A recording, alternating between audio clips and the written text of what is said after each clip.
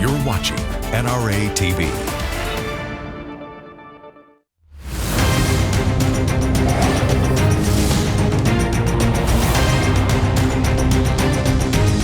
You're watching NRATV with Grant Stinchfield. Well, hi there and welcome to the program. Happy President's Day to you as well. In Connecticut, liberals apparently only want rich people to be able to legally carry a firearm. How else do you explain the anti-freedom, anti-gun Governor Daniel Malloy's plan to raise the price of a pistol permit from $140 to $370? Now imagine you're a mom living in a crime-ridden inner city, the likes of Hartford or Bridgeport. Yes, they have crime-ridden areas in Connecticut too. How can you afford a pistol permit if you only make $400 a week? The NRA is fighting for those very mothers who live in those areas. It joined with the National Shooting Sports Foundation to hold a news conference to push back against the governor's discriminatory proposal on Friday. The ability to protect and defend yourself should not be reserved only for the wealthy. Governor Daniel Malloy is looking to partially fill a projected $1.4 billion state budget deficit at the expense of law-abiding citizens. Let me tell you something. When I call it a discriminatory proposal, I mean it. The very people that Daniel Malloy, the liberal governor, thinks that he is the one supporting are the very people that will be hurt the most by this. There are plenty of rich people in Connecticut, make no doubt about it. This raising of a pistol permit fee will have no effect on them whatsoever, but it will have an effect on the very people that need those pistol permits the most, the very people living in areas where crime is on the rise, in Hartford, Bridgeport, and even places like New Haven, Connecticut, yes, home to Yale University, has a crime problem. Those are the folks that will be hurt the most. All right, turning now to Donald Trump. There are protests going on. I want to talk to Bill Whittle about that. Bill, great to have you on the program. Good to be back. So, not my President's Day protests going on today. I guess we can't be surprised at this. Will it ever end, though, is my question. I don't think so, Grant. They did it with George Bush. They said, well, that the Supreme Court selected him. They utterly trashed what actually happened constitutionally by the rules. They're doing the same thing with Donald Trump. Michael Moore, I think the other day, got out there and said, since the Russians elected Trump and Pence, we need to have them impeached and then have either a new election or have the Supreme Court appoint Hillary Clinton president of the United States. So what Michael Moore and the rest of the liberals want to do is just rip up the Constitution, throw it out just to get their way as if their baby's throwing a temper tantrum, because his idea is never going to happen. That's never going to happen. And so it makes you wonder why they're doing this. There's a pretty famous filmmaker named Judd Apatow, and he was saying that he was raped, that Donald Trump raped him. That Donald Trump raped him. Those were the words he used. And I wish these people would make up their minds. If a conservative had said that, that would be insane in this world where everybody's feelings are hurt and so on. It's that, but it's bigger than that. Grant, when they say that, when somebody like Judd Apatow says that Donald Trump raped me, what he's basically doing, first of all, is insulting all of the actual victims of rape. I mean, he's basically just completely demeaned them by saying that somebody saying something that you didn't like is the same thing as being sexually assaulted.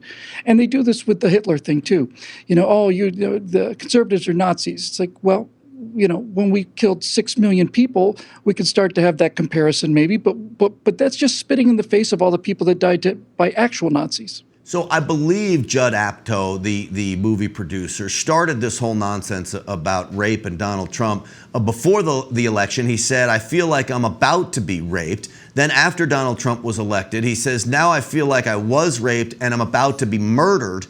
It's disgusting kind of talk. The man ought to stick to making funny movies. Some of his movies are funny, but there's nothing funny about the comments that he's made about Donald Trump and the election. We could do this all for the rest of time. If a conservative politician had said he'd been raped by the election of Barack Obama, every women's group in the country and on the planet would be all over that person, telling them that how dare you equivocate somebody's opinions that you don't like with the act of being raped. But no, he's a progressive, so he'll get away with it.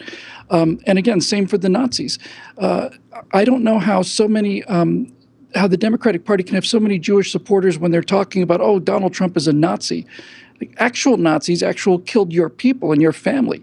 Donald Trump disagrees with us on this, disagrees with you on the size of the government. And by the way, I think this is the most important thing, Grant. If these people were right, if this were the beginning of a new tyranny, of genuine fascism, genuine dictatorship, the first people who would be fighting against this would be us. We'd be the first people with guns fighting against an actual tyranny.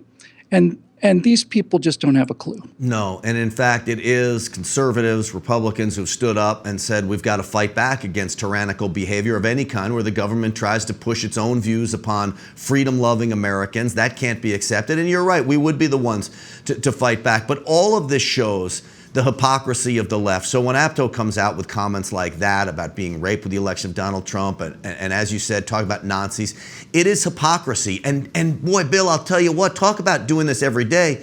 We talk about the hypocrisy of the left every single day. But the reason this is such a battle is because the mainstream media buys into the hypocrisy and they're willing to push these lies on a daily basis. And it's going to get people hurt or killed. If the constant narrative coming out of Hollywood and New York and Washington is that Republicans are Nazis, and if you voted for Donald Trump or you wear a red hat, you're a Nazi or a rapist, then it's okay to punch a Nazi or a rapist, or it's okay to beat a Nazi or a rapist with a club or surround him on the street and knock him unconscious.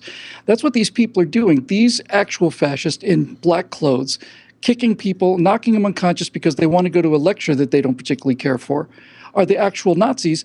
But if this entire side is so demonized, Grant, then it justifies, or at least it excuses violence against conservatives. And that's all we've seen since Donald Trump came to the scene, is violence against his supporters, and then they say it's his supporters who are violent. It's just an outright lie. I would challenge those on the left to come up with one example to me in the last month where Donald Trump has done anything to act authoritarian, to act like a fascist, to act like a dictator. There is nothing. I would even challenge them to tell me how their life has actually changed in any way, shape, or form for the worse, specifically, because that's what they're so much complaining about. Their lives may change for the better, but I would say in the last month, I don't think their lives have changed at all. This is what they do. You see, since they argue emotionally, this is what they do. Donald Trump said that some illegal Mexican immigrants were rapists, and he's right. They say Donald Trump said all Mexican are rapists. That's what they turned it into. Donald Trump says we have a problem with Muslim immigrations from certain countries and terrorism. They say Donald Trump wants to ban all immigrants. And none of this is true. All of it is inflated, and it has to be inflated because if it turned out that they were speaking the truth, there wouldn't be that much to hyperventilate about. And if they're not hyperventilating, then how will we know what wonderful people they are? Isn't that the truth? We will be here, though, of course, Bill, to expose them for all of this nonsense. We're not going to run out of material. No, we are not. It is sadly a fun time for us to be in this business. Bill Whittle, as always, it's a great pleasure having you on the program. Great to be here. Look forward to seeing you at CPAC. All right, sounds good. And that's a great setup for what we have coming up. Thursday, we will start broadcasting from CPAC, the conservative convention in Washington, a huge event for freedom-loving Americans. And then on Friday, we will have wall-to-wall coverage starting at 9 Eastern time all the way through Wayne LaPierre's speech at 1 p.m. So stick around for that. I'm Grant Stinchfield for NRATV.